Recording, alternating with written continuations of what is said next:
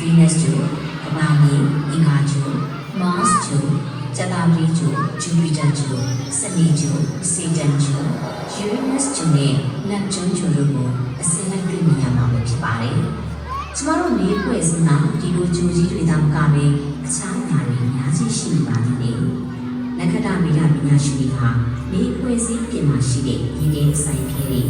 အခြားသိနေတဲ့အရာတွေကိုရှာဖွေဖို့ Dark Energy Camera ကိုအသုံးပြုနေကြပြီးကျမတို့ဟာနေဖွဲ့စည်းရဲ့အစွန်းကနက်ဂျွန်ဂျူရဲ့အပြင်နဲ့ကွန်ကွန်ကပတ်မှာရှိနေတဲ့ထောင်နဲ့ချီတဲ့အရာတွေကိုထောက်လှမ်းတွေ့ရှိခဲ့ပြီးဖြစ်ပါတယ်။ကျမတို့လက်ရှိမြင်ရတဲ့အရာအလုံးဟာလူငယ်တဲ့နှစ်သန်းထောင်ပေါင်းများစွာကလေးကတူညီတဲ့အရင်ကြီးတစ်ခုတည်းမှာလှည့်ပတ်နေခဲ့ကြပြီးကြီးမားတဲ့ဂျိုကြီးတွေရဲ့ဆွဲနေအားတွေကြောင့်ကွန်ကွန်ကပတ်အတွင်းမှာရှိတဲ့အရာတွေကိုပတ်လန်းပုံစံမျိုးဖြစ်ပေါ်သွားစေတာဖြစ်ပါတယ်။အခုချိန်မှာတော့သက်ဆိုင်ရာဂျိုပတ်လန်းတွေရဲ့ပေါ်နဲ့အောက်နေချောင်းမျိုးကနေလက်ပတ်နေကြပြီဖြစ်ပါတယ်။အာကာသတွေမှာရှောင်းပြီးတွေ့ရှိခဲ့တဲ့တင်းငယ်တဲ့အပိုင်းစာလေးတွေရေခဲအဆိုင်ကလေးတွေကကျမတို့ညီဖွဲ့စည်းဘယ်လိုဖြစ်တည်လာသလဲဆိုတဲ့သမိုင်းကြောင်းကိုဖော်ထုတ်ရမှာအထောက်အကူဖြစ်စေပါတယ်။လူငယ်တဲ့နှစ်သန်းထောင်ပေါင်းများစွာကဂျိုတွေဘယ်လိုဖြစ်တည်လာခဲ့ကြတာလဲ။ကျမတို့ကခြေကိုနောက်ပြန်ကြည့်လို့မရနိုင်တော့ဘူးလေ။အခြားဂျိုဖွဲ့စည်းပြီးဘယ်လိုဆက်လက်ဖြစ်ပေါ်နေကြလဲဆိုတာကိုတော့စဉ်းစားနေမှကြည့်နိုင်ပါတယ်။ဒီလိုလေ့လာမှုတွေလုပ်ဖို့အတွက်အလွန်စွမ်းအားကောင်းတဲ့ telescope ကြီးတွေလိုအပ်ပါတယ်။ဒါဆိုရင်တော့ချီလီကိုပြန်ပြီးစီရိုတိုလိုကနေ20ကီလိုမီတာသာကွာဝေးတဲ့စီရိုပန်ချီမွန်တောင်ကိုသွားပြီးနေလာကြပါစို့။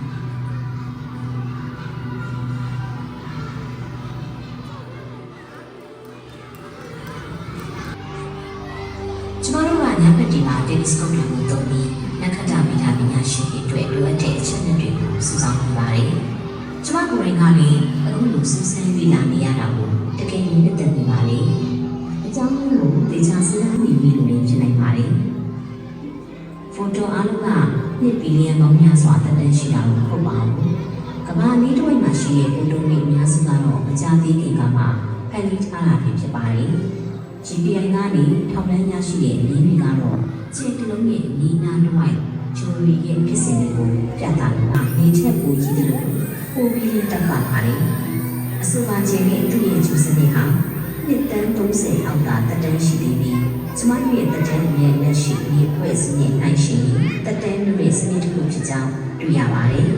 ။ပုံပုံနဲ့အမိုက်တရိုက်တွေဟာဒီခြေကိုဝန်းရံနေပြီးချက်ပြားပုံစံနဲ့ဖြစ်တည်နေပါတယ်။အဆိုပါချက်ပြားအတွင်းမှာရှိတဲ့ရာဝတ္ထုတွေဟာတစ်ချိန်ကြာရင်တော့ကျမတို့ရဲ့ white board ကပတ်ဖြစ်လာပြီးတော့၎င်းရဲ့အစွန်းမှာရေခဲဆိုင်ခဲလေးတွေဖြစ်တည်လာတာကိုလည်းဖြစ်ပါတယ်။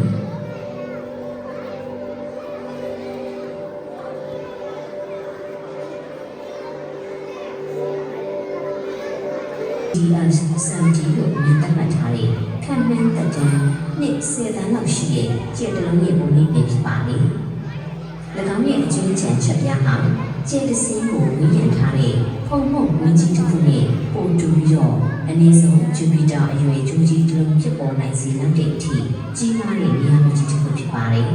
။အဲ့ဒီဂျိုမှာပဲကိုပိုင်ရဖြစ်ပေါ်စေနိုင်တဲ့သေးငယ်တဲ့ချက်ပြား Disney ရှိပါတယ်။အခုကျမတို့မြင်တွေ့နေရတာကတော့ Elma Telescope နဲ့အခြား Telescope တွေလက်ခတ္တဗေဒပညာရပ်ကိုခုလိုလာရောက်ကြည့်ရှုလေ့လာရင်းပျော်ရွှင်မှုတွေခံစားနိုင်ကြဖို့ဖိတ်ခေါ်ပါတယ်။ကျမတို့အနေနဲ့